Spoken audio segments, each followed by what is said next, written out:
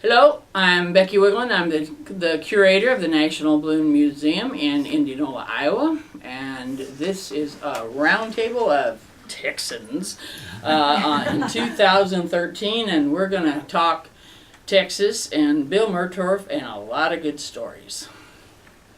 I'm Al Muir and I'm from Houston, Texas. I'm Sam Edwards from Austin, Texas. I'm Harold Graves. I'm from Wisconsin. And Florida. Hi, I'm Jean Edwards, and I'm the crew chief for Sam Edwards. And I'm Mary Graves, and I'm from Wisconsin, and I'm Harold's wife and crew chief. All right, now, how did the Tejas Balloon Club begin? Well, Tejas Aeronauts started by Murtorff wanting to organize a group of pilots in the Houston area. And I can't remember the year. It was about probably 1976, 76 or 77, I think. We got there in 73. Oh, did it? So, yeah. Because I started in 75. Right. I started crewing for him in 74. But we organized the group for the Houston Pilots. It was the Houston Balloon Pilots Association, but we wanted our own little private club. So I was out at an event one weekend with my daughter, who asked me to take her out there to watch the balloons. And while I was there, a girl was taking names of people that looked interested in hot air ballooning. And I gave her my name and phone number and got a call the next week from the girl saying they were having a meeting to talk about organizing the hot air balloon club for Houston. And so I said I'd go, and we went, and Mr. Murtorff, who had been around the world in balloons, or around the U.S. anyway, had some ideas of how you can have a good balloon club and how you can have a bad balloon club. And we all agreed that we wanted a good balloon club, so we said, well, let's do it and buy a balloon. So we designed a balloon that night, and Bill was going to order it for us, but we didn't have quite enough money for the people that were there, so Bill and I each bought 2 shares where we'd have enough money. And so after the meeting was over, I called my wife and told her that, well, we formed the club, we're going to order a balloon, and I'm the president. and that's the way it got started in Houston. And so this was like you had one balloon, and then members that flew the balloon. That flew the balloon, and each time we flew, and one of his stipulations, he'd seen balloon clubs being formed, buy a balloon, fly to destruction, have no money to do anything, and then just go away. And so we established flight fees that we paid each time we flew it, so we'd have money in the bank for repairs and replacement. And gosh, at the end of that, I think we ended up with about, 35 members total, Gene, over the years? 27 owner members. 27 owner members. For one balloon? Well, we or ended after up with 2. 2 balloons. Oh. But even after the time that the club was in existence, we sold all the equipment off when everybody started getting their own balloons, and took the money out of the bank, and everybody got money back. So it was Wow. it was a real good deal. So, Bill was rather thrifty or frugal. Yeah. Well, we'll get to the super truck as far as thrifting. We'll get to that. But yeah. So how long were you just the two balloon club? I'd say, Gene, about 5 years or so? Oh, goodness. I took the club balloon to England in the World Championships really? in '77. So Ah. I think it operated probably about, what, Al, Probably 8 10 years? I think it was 10. well into the 80s, wasn't it? 80, Yeah, because I started, 70s. I went full-time in my business in 83. Yeah. And I Okay. think the club had Well- dissolved sometime right around the front end, 81 or 82. Well, that's pretty good to have 35 members and 2 balloons. There's Yeah. a lot of did everybody want to fly, or did some of them just? Well, most of the people were crewed pilots. where they and were. We crewed for each other. Yeah. And, so we'd have meet once a month and have a drawing for slots to fly. And worked out real well. Well, Mr. Murtorff must have known how to do a good Well, one. he'd been all around the country, and he'd seen all this other stuff going on. Yeah. We had associate members too, and those were people who were just interested, and I think it cost a whole $10 to be an associate because we needed crew members. Yeah. Right. And so we had I think we had about 40 associate members that came in and would come out and crew. And and Sam didn't mention, but since we were married and we had 2 daughters that were 11 and 13 when we started, I looked around and I loved it because of the people that joined this club, because we had a vice president for Pete, Marwick, and Mitchell. And we had, we had the vice president, and then we had a couple of boys that had dropped out of school and were welders, and they did the fan, and then we had someone else that could work on the radios, and so we had just a conglomeration of people, and I thought that would really be good for the girls to meet so many different kinds of people that had different occupations and income levels and the whole thing, and I was right, and it has been a family sport, I think, the whole time we've been in it and why we're still in it. I think you're right, because ballooning, you can't just, one person in the family can't be into ballooning. You're either all into it or it doesn't work. That's right. Right. Right. And a lot of these kids, and I'm sure you've all, with your kids growing up, like they were talking, like the Whitakers and the Grabs and the Murtorffs, and they just grew up, and there's camaraderie on all levels, whether it's on the children's level, the crew chief's level, or the pilot's level. Right. That's one of the most favorite things of ballooning, because there's not too many strangers in there, That's true. no matter where you are. Our kids always look forward to the events during the summer because they got to see the same people over and over again. They've got lifelong friends as a result of it. So that's what ballooning is. We came to Indianola, we were going to, the Nationals were in Indianola at that time. Yeah. And we come up here and we get the kids a room somewhere in one of the dorms, and we were in another. And they'd show up for all the meetings and things they had to be, and the rest of the time they just kind of disappeared with all the other That's kids. the amazing part of Indianola. Indianola, you didn't have to worry because it was such a family-oriented event in town. Everybody looked out for each other, Yeah. and the kids would go off, and we didn't have to worry about them. It was great, and they talk about that to this day. My children are in their 40s with families of their own, and they still talk about it. Yeah, Indianola's kind of a special place, and It a is. lot of the minds and hearts of balloonists, because it's kind of where things started. Right.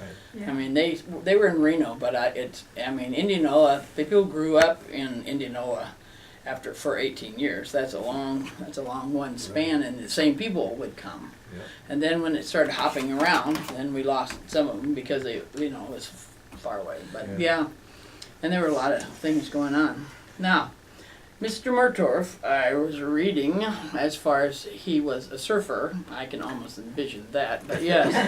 And He's a pretty good athlete. yeah, and the football and everything else. And Wasn't he the city When- champion in 210? no, Yeah, he was city champion down in Corpus Christi in the 210-yard dash.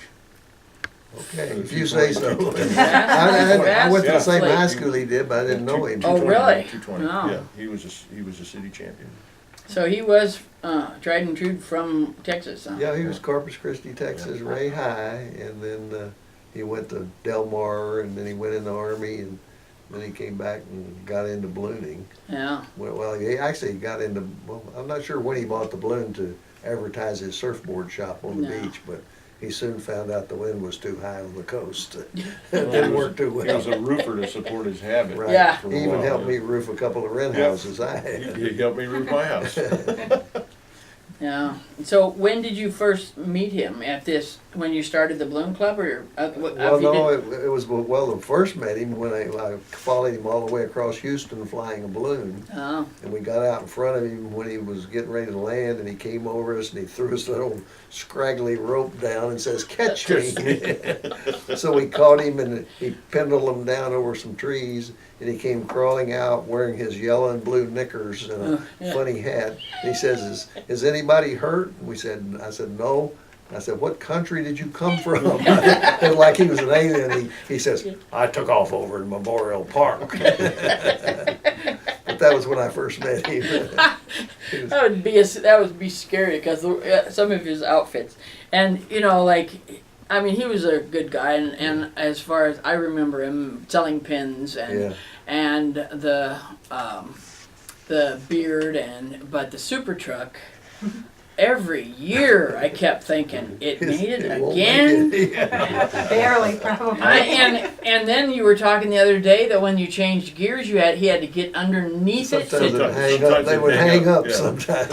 How many? I don't holy, know about you guys, but I went under that truck more times than I care to talk about. I worked on that truck and worked on that truck. I've actually changed the starter in 96-degree temperatures on the asphalt in a parking lot, a grocery store parking lot.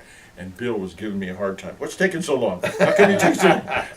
And that was his favorite trick. Yeah. but You're not talking very well. What? You're talking about the old days. I don't remember Bill. I was never in Texas. Oh, No. yeah, that's true. So What? I met- Well, what I want to know why? What did he have? What's this aversion of getting a truck that looked like it was going to make it from Texas to anywhere? Well, Bill was always a low buck guy. He never wasted money on things like trucks or new balloons or new clothes and Well, he things never like had that. much. I mean, he never had much to waste. No, he didn't. I know. Money was He not chose his guy. life. No, it wasn't. It wasn't. And Bill was a people magnet. Oh, he was. Whenever Bill showed up, people were drawn into him Yeah, because he was an absolutely. interesting person, and he had a very relaxed personality. He was a character. So, I mean, one of the. and he didn't have to impress anybody or do anything special. He just enjoyed himself and enjoyed what he was doing. His love of ballooning was infectious. Oh, I mean, yeah. it was infectious. Everybody that was around him. I mean, he loved to fly. Simple. I think every one of us can vouch for that. And we're the same. I mean, that's what's kept us in this business for so long. Yep. Just love to fly. yeah. And Bill was a lot smarter than people give him credit for. Some of the things that have gone on, the stories, you want to get into some of the stories. In that club, there was a couple named Mary Lou and Vernon Henry. Now, Mary Lou was, I wouldn't call her a women's liver, but close. She's pretty pushy. Pretty close. And so anytime there was ever any indication of something had to do with, male chauvinism, Mary Lou was right in your face.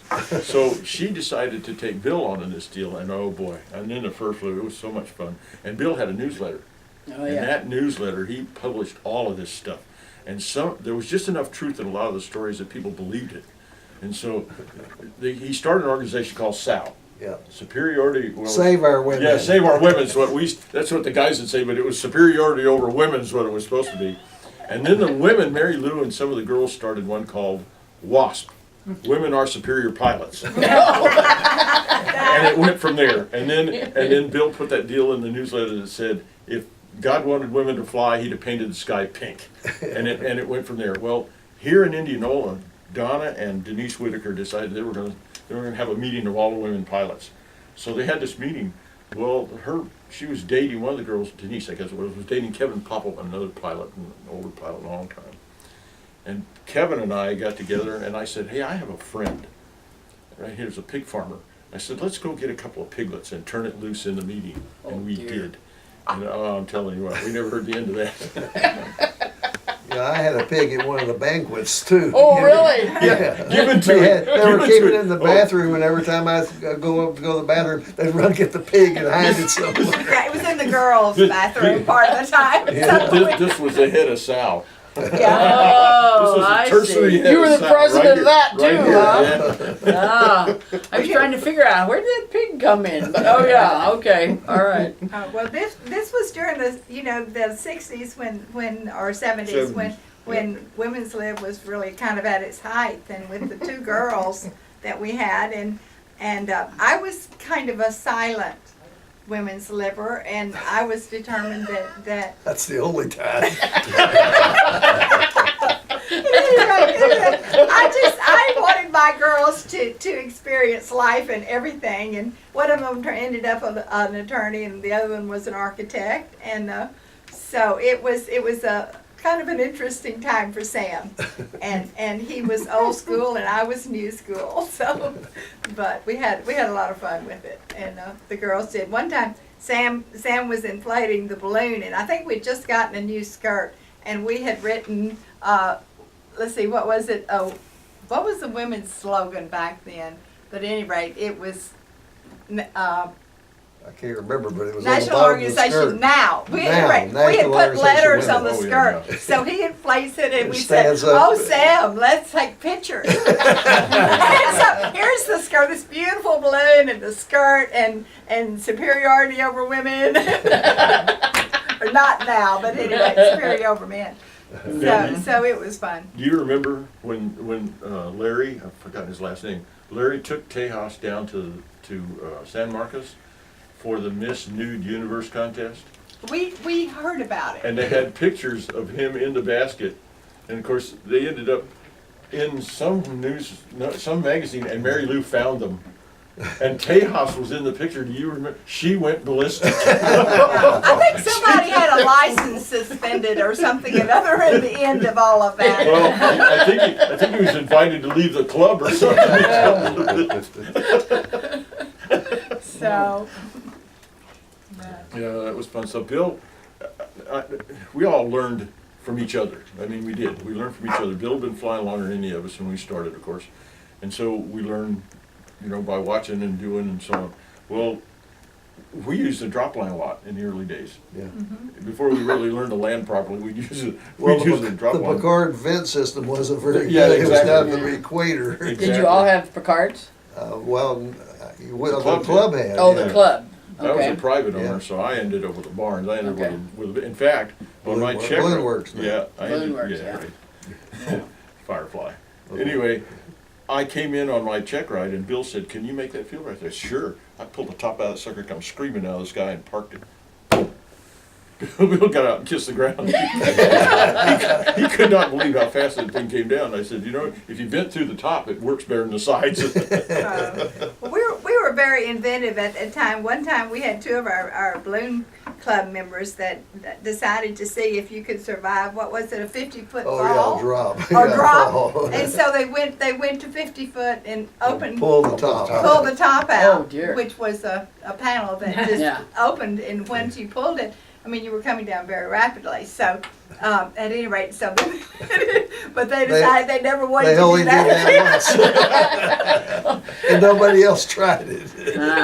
Now, did you get in on the part that were you starting with inflators or were you flapping to No, start? we had fans. You had fans. We were modern. But we Yeah. did. We but- did just to see how it was done. Yeah. But the fans were very reliable. And there were Well, that's times we true. flapped, and boy, you want to wear out crew flapping 95-degree temperatures. Oh. Oh, No but there fun. also was the time that Bill came in and he had this flamethrower Oh. that you know Weed- you weed know, burner. weed Weed burner. burner. Yeah. And he decided you could go into the balloon and turn on that flame blower and inflate it faster. Well, we were scared to death he was going to burn the balloon up. But, but I think he tried it once or twice and decided maybe that was not That's a good probably idea. not the way to do it. We took out, there were a few panels taken out as a result of that. Yeah, well, I don't remember that, Yeah. but we also had a repair station at Bill's Rainbow's Inn, and so anytime the balloon would get a hole or anything in it, we would just go over and sew it up, and That was We- before authorized Oh, repairs. yeah. Okay, well, that was my next question. But the Yeah. Picard manual was different. Picard allowed a lot of that stuff Yeah. that the other manufacturers, as they right. came along later, decided that probably Decided wasn't a good that idea wasn't for good. liability purposes. Yeah, So, but Picard allowed them to do that. In fact, that drove the FAA crazy. yeah. I